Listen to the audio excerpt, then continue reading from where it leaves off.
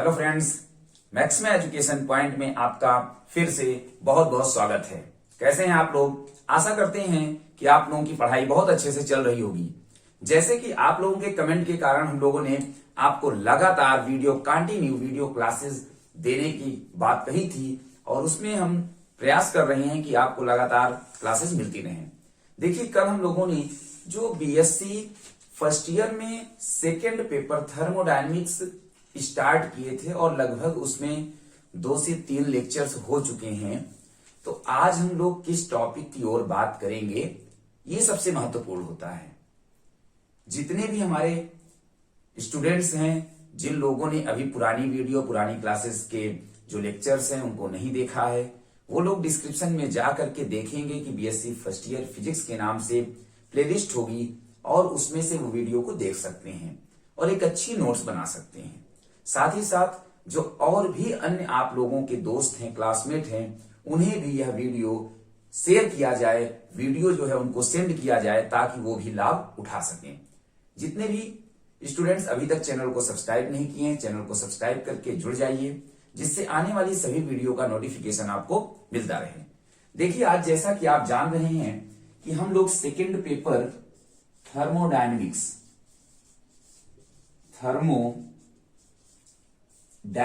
पढ़ रहे थे। थर्मोडायनेमिक्स के अंतर्गत हमने जिन बातों को पढ़ लिया उसे छोड़ेंगे और आगे की ओर बढ़ेंगे। तो आज जो है सबसे इंपॉर्टेंट, देखिए हम लोग बात करेंगे सबसे इंपॉर्टेंट टॉपिक की ओर, जिसका नाम है जीरोथ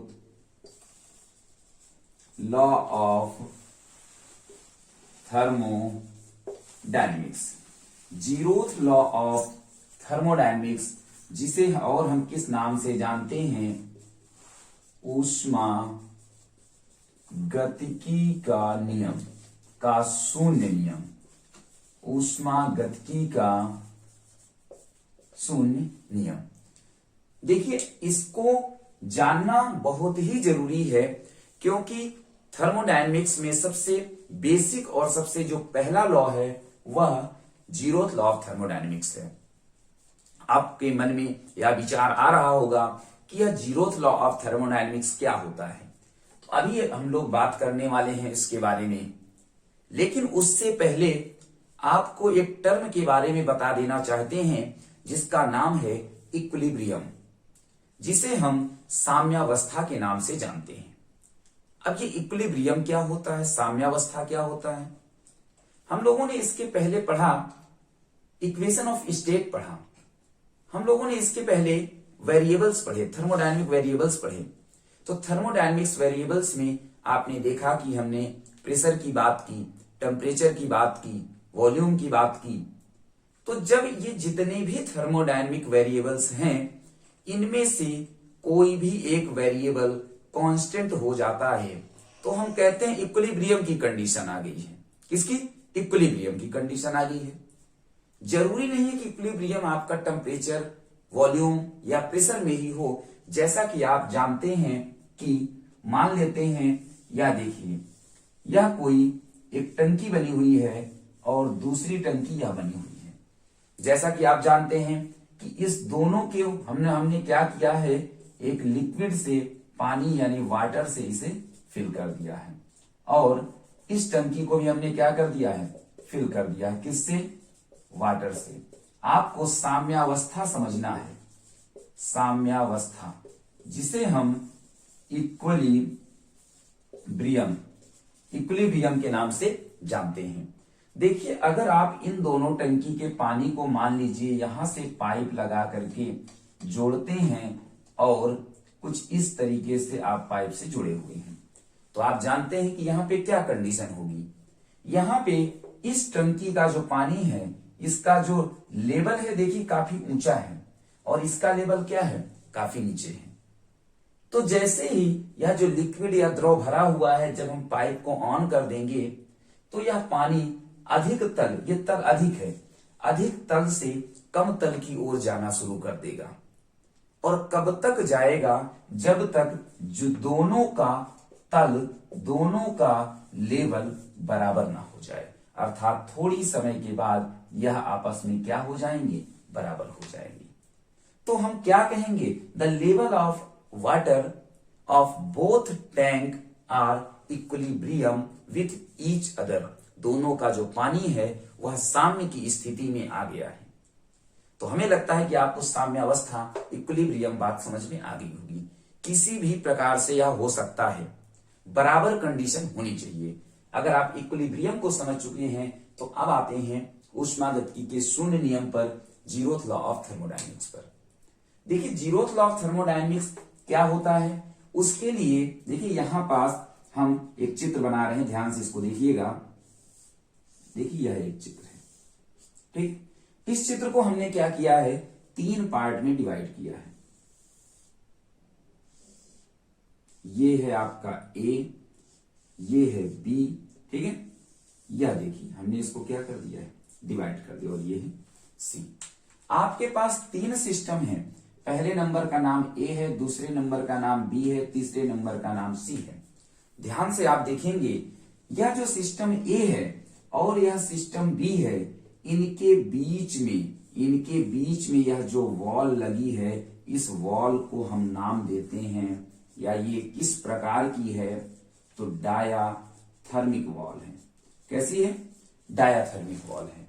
और ये वाली जो वॉल लगी हुई है, ये वाली देखिए क्रॉस जो हमने किया है, यह एडियाबैटिक वॉल है। कैसी है, एडियाबैटिक वॉल है। तो देखिए हमने कहा कि अगर ए कोई सिस्टम है और दूसरा सिस्टम बी है, यह दोनों सिस्टम, ध्यान दीजिएगा, यह दोनों सिस्टम सी के साथ इंडिविजुअली इक्विलिब्रियम की कंडीशन में हैं। देखिए ध्यान से देखिएगा कि अगर सिस्टम ए और सिस्टम सी एक दूसरे के साथ इक्विलिब्रियम की कंडीशन में है, सिस्टम बी और सिस्टम सी एक दूसरे के साथ इक्विलिब्रियम की कंडीशन में है, जिसमें हम वर्ड यूज करते हैं थर्मल इक्विलिब्रियम। इसको भी समझ लीजिए पहले, थर्मल इक्विलिब्रियम क्या होता है। तो थर्मल जहां पे वर्ड आएगा वहां पे आपको टी फॉर थर्मल, तो टी फॉर आपको लेना है temperature.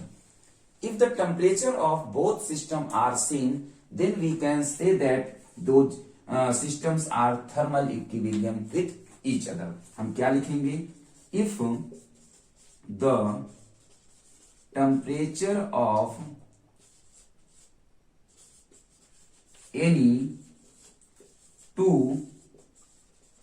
system is same, then both are called thermal equilibrium. Both are called thermal equilibrium. दोनों की दोनों सिस्टम का जो टेम्परेचर है वह अगर सेम हो जाता है तो उसे हम क्या कहेंगे, थर्मल इक्विलिब्रियम कहेंगे। तो देखिए ये जो सिस्टम ए है और सिस्टम सी है, ये दोनों थर्मल इक्विलिब्रियम में है। कैसे हैं, थर्मल इक्विलिब्रियम में है। और सिस्टम बी और सिस्टम बी एक दूसरे के साथ क्या है, थर्मल इक्विलिब्रियम में है। तो सिस्टम ए और बी आपस में थर्मल इक्विलिब्रियम में होंगी। यह स्टेटमेंट किसका है, जीरोथ लॉ ऑफ थर्मोडायनेमिक्स का है। देखिए जीरोथ लॉ ऑफ थर्मोडायनेमिक्स का जो स्टेटमेंट है वह क्या कहता है, आप इसको देखिए मिटा रहे हैं, फिर इसी में बताते हैं आपको कि जीरोथ लॉ ऑफ थर्मोडायनेमिक्स क्या होता है। ठीक है, तो देखिए जीरोथ लॉ ऑफ थर्मोडायनेमिक्स में हम क्या लिखते हैं, if a system A and system B are thermal equilibrium with, if system A and system B are thermal equilibrium with third system C separately, word देखिए क्या यूज हुआ है कि if system A and system B are thermal equilibrium with third system C separately, then system A and B both will be in thermal equilibrium with each other. देखिए एकदम आसान भाषा में हमने जीरोथ लॉ ऑफ थर्मोडायनेमिक्स को समझने का प्रयास किया कि अगर कोई भी सिस्टम ए और बी, ये दोनों सिस्टम सी के साथ थर्मल इक्विलिब्रियम में हैं, तो ये दोनों आपस में सिस्टम भी किस में होंगे, थर्मल इक्विलिब्रियम में होंगे। अब आप कहेंगे कि सर ये कैसे थर्मल इक्विलिब्रियम में होते हैं, तो देखिए मान लीजिए कि यहां पास ए और बी, ध्यान देना ये जो वॉल लगी है यह डायाथर्मिक वॉल है। डायाथर्मिक वॉल का मतलब है कि टेम्परेचर का ट्रांसफर एक तरफ से दूसरी तरफ हो सकता है। तो मान लीजिए कि इसका टेम्परेचर कुछ अलग होगा। जैसे मान लेते हैं कि इसका टेम्परेचर मान लीजिए कितना है, 100 डिग्री सेल्सियस है, इसका 100 डिग्री सेल्सियस है। दूसरा ले लीजिए, चलिए 80 मान लीजिए, इसका कितना है, 80 डिग्री सेल्सियस है। अब देखिए सिस्टम सी, ध्यान देना है, सिस्टम सी मान लीजिए कि इसका टेम्परेचर हो गया, कितना हो गया, चलिए बताइए जल्दी से, ये मान लीजिए हो गया 60 डिग्री सेल्सियस हो गया। कितना हो गया, 60 डिग्री सेल्सियस हो गया। और इसको आपको लेना है तो इसे भी आप ले लीजिए, चलिए यह क्या हो गया, 70 डिग्री सेल्सियस हो गया। कितना हो गया, 70 डिग्री सेल्सियस। अब देखिए जब सिस्टम ए और सी के बीच में कौन सी वॉल है, डायाथर्मिक वॉल है, इसका मतलब है हीट का ट्रांसफर होगा, टेम्परेचर का ट्रांसफर होगा, कहां से, हाई टेम्परेचर से लो टेम्परेचर की ओर। तो देखिए यह 80 डिग्री सेल्सियस जो टेम्परेचर है, यहां से जब इधर की ओर आने का प्रयास करेगा तो वॉल अलाउ करेगी कि हाँ आप जा सकते हैं। अब देखिए यह जब इधर आना शुरू कर देगा तो थोड़ी देर के बाद इन दोनों का टेम्परेचर क्या हो जाएगा, सेम हो जाएगा। जब दोनों का टेम्परेचर सेम हो जाएगा तो कितना हो गया, 70 डिग्री सेल्सियस इधर हो गया, 70 डिग्री सेल्सियस इधर हो गया, दोनों एक दूसरे के साथ थर्मल इक्विलिब्रियम में आए। उसी तरह अब देखिए यहां से पहले से हमने 70 लिख दिया है, कोई बात नहीं, अगर इसका भी टेम्परेचर ज्यादा होता तो यह भी इधर आने का प्रयास करता और ये पूरे आपस में किस में हो जाते, थर्मल इक्विलिब्रियम में हो जाते। अर्थात टेम्परेचर, यहाँ पे देखिए टेम्परेचर क्या हो जाता, ए का सी के इक्वल, अर्थात temperature of A is equal to temperature of C, T A is equal to T C. अगर ऐसी कंडीशन है और T B is equal to T C, ऐसी कंडीशन है, तो according to zeroth law of thermodynamics क्या कहता है कि यह दोनों भी आपस में होंगे, अर्थात और we can say that from equation 1 and 2 क्या लिख सकते हैं, T A is equal to TB, और T A is equal to TB अर्थात the temperature of the system A and temperature of system B both are equal to each other, or we can say that these are two thermal equilibrium with each other।